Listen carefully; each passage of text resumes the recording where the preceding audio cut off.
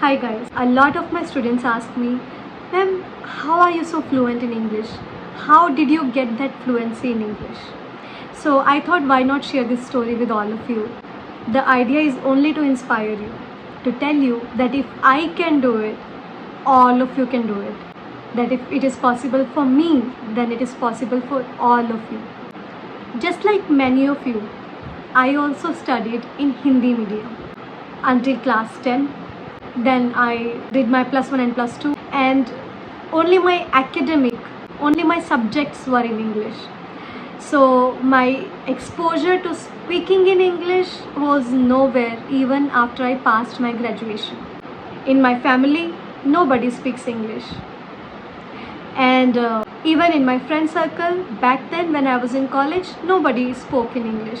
There was hardly one or two people who were aspiring, who were aiming to move abroad. They used to speak very good English, but they were out of our leagues. We could not match their skills. Overall, practicing speaking in English was rare, I would say. Then I got a chance to study in Delhi for a while. I was there in Delhi for 4 months preparing for my UPSC, which I never cleared, by the way.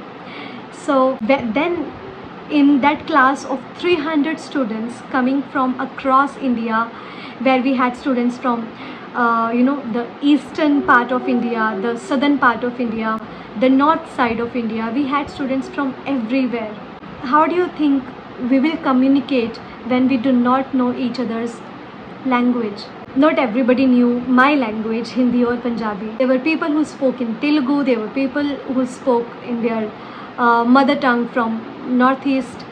So the only way for us to communicate with one another was English. So I had to push myself to speak in English.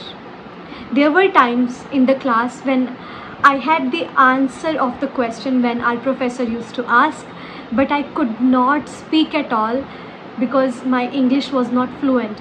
So I hesitated to talk in English. That was when the shock came that I was lagging behind. The competition was fierce and I felt like I stood nowhere. So I pushed myself to speak in English. That was where my English speaking journey started. It was just the beginning of the story.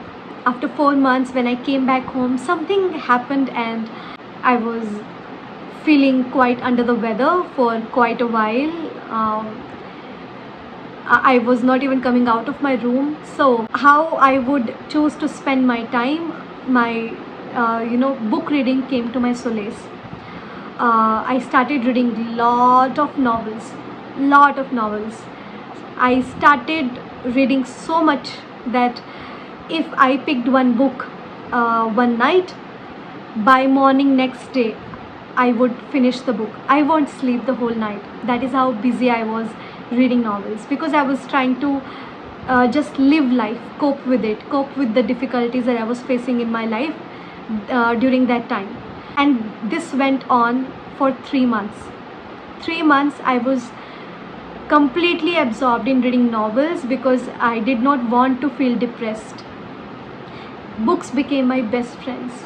And after 3 months, I didn't even realize my English writing had become so good that everybody was appreciating it.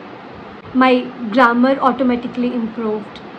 My overall English speaking had improved. All of this happened subconsciously without my knowledge, because I was absorbing so much English. I was absorbing the dialogues in the books, the vocabulary in the books without my knowledge. I was completely into English. So much so that I started getting job offers to teach English. That's where in fact my English teaching career started. But that was also just the next step of my English speaking fluency. It was only after I came to Hyderabad that my English became fluent. The reason? You can all guess. I am from North India. I speak Hindi and Punjabi.